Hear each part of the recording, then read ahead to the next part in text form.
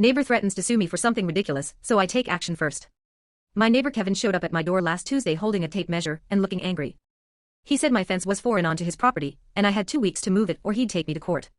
I asked him when he measured it. He said that morning with a professional surveyor. The surveyor supposedly charged him $300 and confirmed the fence violated his property line. Kevin handed me a business card for his lawyer and walked away before I could respond. I spent that whole evening furious. I built that fence 3 years ago right after I bought the house. The property markers were still visible back then, and I made sure to stay on my side. Foreign seemed impossible, but Kevin's smugness made me second-guess everything. What if I was wrong? A lawsuit would cost me thousands, even if I won. The next day, I went to the county records office during my lunch break. I asked the clerk for the original property survey for my address. She printed it out for $2. I sat in my car studying the dimensions and realized something. If Kevin's measurement was accurate, his house would be sitting partly on what used to be county easement land. That made no sense. I looked closer at the survey and noticed his property had a notation from 1978 for the original structure. I went back inside and asked the clerk if there were any building permits filed for Kevin's address after that date. She checked her computer and found only one permit from 1997 for a bathroom remodel. I asked about the large sunroom on the back of his house. She zoomed in on a satellite image and asked when it was built.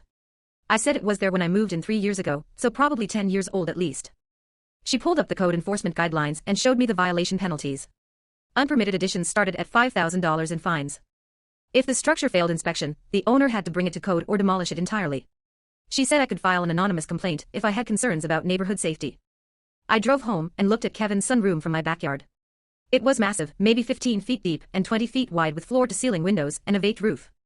That wasn't a small project someone does on a weekend. That was tens of thousands of dollars in construction. I called code enforcement that afternoon. The inspector said he'd visit the property within 5 business days. He asked if I wanted my name kept confidential. I said, absolutely. 3 days later, I was eating breakfast when I heard shouting outside. Kevin was on his lawn arguing with a man in a county safety vest. The inspector was taking photos of the sunroom and pointing at different parts of the structure. Kevin kept waving his hands and raising his voice. The inspector handed him a packet of papers and drove away. Kevin stood there reading the papers with his mouth open. 20 minutes later, Kevin was pounding on my door. His face was bright red and he was sweating. He shoved the violation notice at me and demanded to know if I reported him. I said I didn't know what he was talking about. He said someone filed a complaint about his sunroom being unpermitted, and now the county was finding him. He said it was going to cost at least $12,000 for retroactive permits and inspections.